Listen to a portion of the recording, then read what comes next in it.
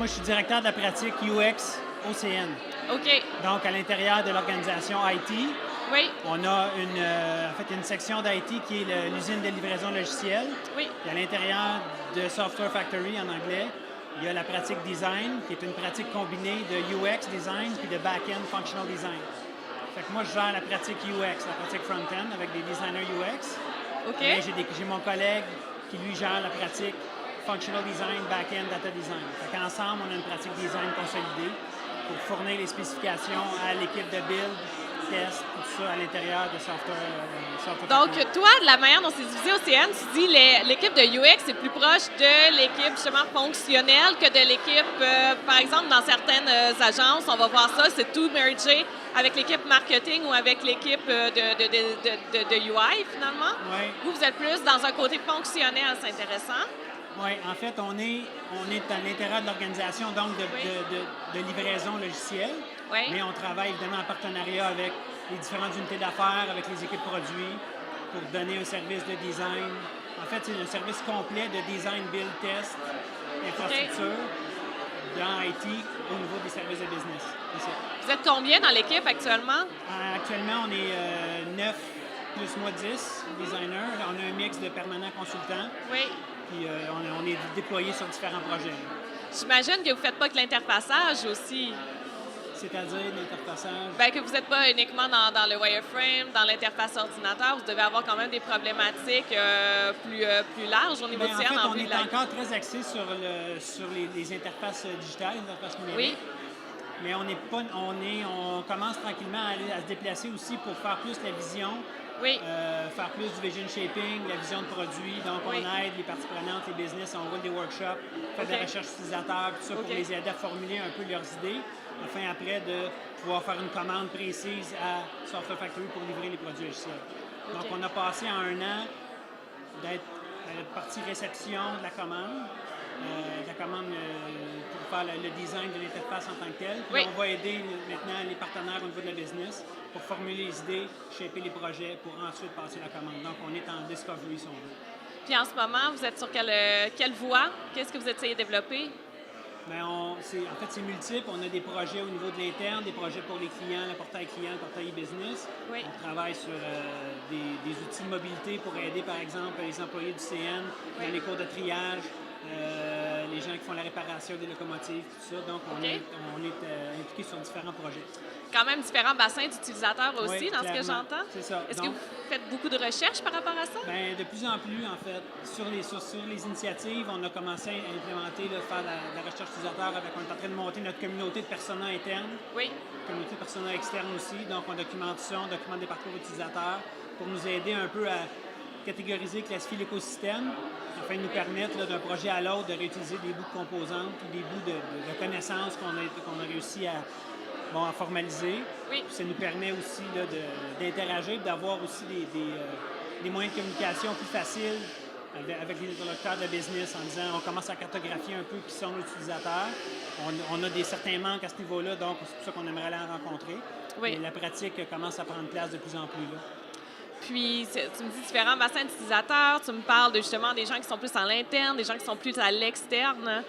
Comment vous conciliez parfois parce qu'on s'entend parfois les besoins internes, les besoins externes vont un peu entrer en conflit. Il y en a qui vont avoir besoin d'aller faire certaines choses dans le cadre de leur travail, mais tu dis ça peut entrer en conflit avec les besoins de la clientèle. Comment est-ce que vous priorisez ces différents bassins d'utilisateurs-là? Oui, bien en fait, c'est surtout en fonction des différents projets sur lesquels on doit travailler. Oui. C'est assez rare que qu'un utilisateur interne et externe va utiliser le même système. Oui, OK. Donc, c'est des systèmes qui sont souvent dédiés. Il y a certaines zones grises, quand on parle, par exemple, de l'expérience client, qui vient avoir un petit peu un diagramme de Venn avec l'expérience employé qui supporte le client. Oui. Donc, certains outils, par exemple, sont utilisés par les gens au service à la clientèle pour aider les clients dans leurs commandes, par exemple. Oui.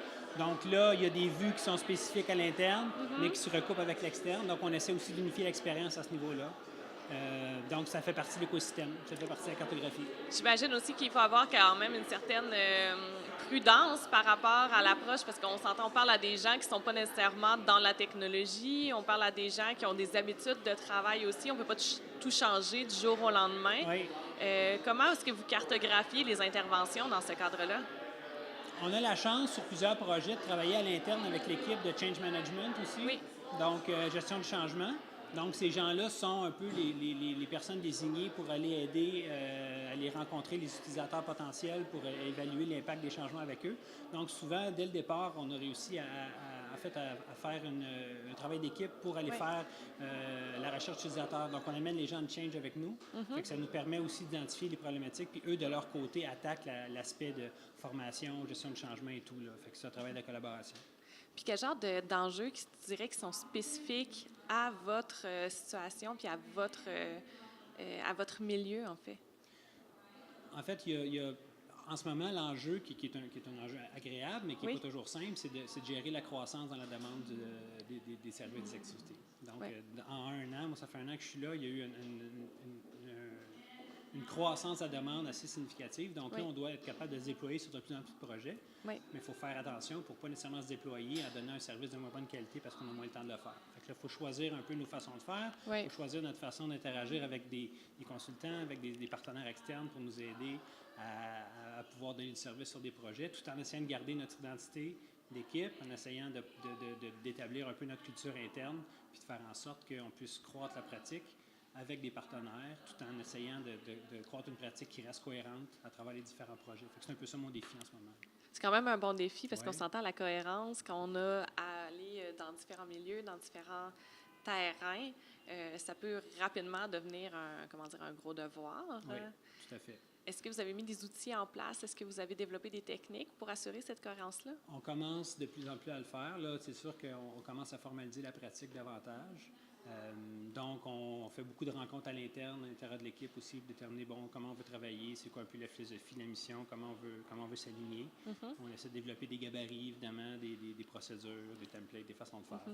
Donc, évidemment, c'est un work in progress. Là. Un peu, avec la mentalité un peu inspect and adapt, on s'aligne et on essaie de s'améliorer. Je pense que l'important, c'est surtout que les gens croient à la vision de ça. Les gens ont envie de collaborer dans cette direction-là. Puis après, ben oui, le chemin est là. C'est sûr qu'il y a des trous dans le chemin un peu. Des fois, il y a des bosses, mais bon, on s'adapte. Et voilà, ça fait partie de l'amour du métier aussi. Puis comment est-ce que l'organisation, elle embarque dans ce projet-là? Parce que c'est pas toutes les organisations qui vont accorder le même crédit à ce genre d'efforts communs. Oui, en fait, moi, c'est la théorie du petit pas. Donc, on démontre la valeur sur certaines initiatives, puis ça fait en sorte après que l'organisation et les gens ont envie de participer davantage. Fait que c'est plus c'est de vendre, c'est d'ouvrir la porte puis de donner les opportunités, mais une fois que l'opportunité est là, il faut livrer. Puis bon, je suis chanceux, l'équipe travaille super bien, donc on réussit à livrer. Fait que là, les gens ont le goût de travailler avec nous, puis ça génère encore plus d'opportunités. Fait que c'est un peu la façon de travailler, c'est un peu la façon de faire. Là. Dirais-tu qu'il y a une place aussi qui est laissée à, parce qu'on parle de gabarit, on parle de mettre quelque chose de plus cohérent. Est-ce que tu dirais qu'on a une certaine place pour l'innovation aussi? Oui, clairement, parce que dans le fond, on innove dans la façon...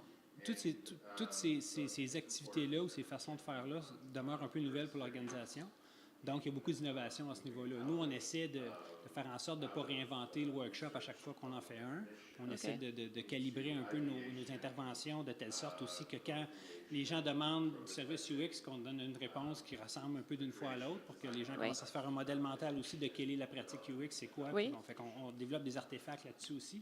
Une des choses que j'ai remarqué, c'est que j'ai un très bon designer visuel dans l'équipe. Puis juste donner des artefacts qui look, ça fait une grosse différence quand c'est le temps d'aller t'asseoir avec la business puis de leur montrer un document qui paraît bien. Qui leur permet de se projeter. De comprendre. On fait beaucoup de visualisation avec des maquettes haute fidélité, ne serait-ce que pour des concepts. Ça permet à tout le monde aussi de s'asseoir autour de la même image puis de pouvoir en discuter. Donc, c'est ça. Il y a une réelle valeur ajoutée quand les gens sentent qu'ils sont impliqués dans le processus aussi. Tout à fait. Quand ils font partie de l'effort. Oui, bien, pour moi, c'est important qu'on prenne des rôles de facilitateurs là-dedans. Oui. Si on est les facilitateurs puis les concentrateurs un peu d'idées, bien, ça permet aussi d'éviter de te positionner en expert puis de faire en sorte que les gens te regardent en voulant dire qu'est-ce que tu connais de plus que moi là-dedans. Si tu es là pour amener les gens autour de la table, discuter, puis faciliter la discussion, ben je pense que ça aide à avoir un meilleur succès. Là. Je suis tout à fait d'accord avec toi. Il y a beaucoup de gens qu'on entend beaucoup ça, en fait, positionnez-vous en expert, démontrez votre expertise, mais ça ne veut pas dire, puis ça n'entre pas en conflit avec le fait de faciliter, d'avoir un rôle de facilitateur et d'inclure les gens dans cette expertise-là. C'est pas en fait, pour un moi, ou l'autre. Non, en fait, pour moi, c'est là qu'est l'expertise aussi. C'est quand tu réussis à faire collaborer les gens, bon, évidemment, avec une vision de mettre l'utilisateur au centre, ben, c'est là qu'est ton expertise, en fait.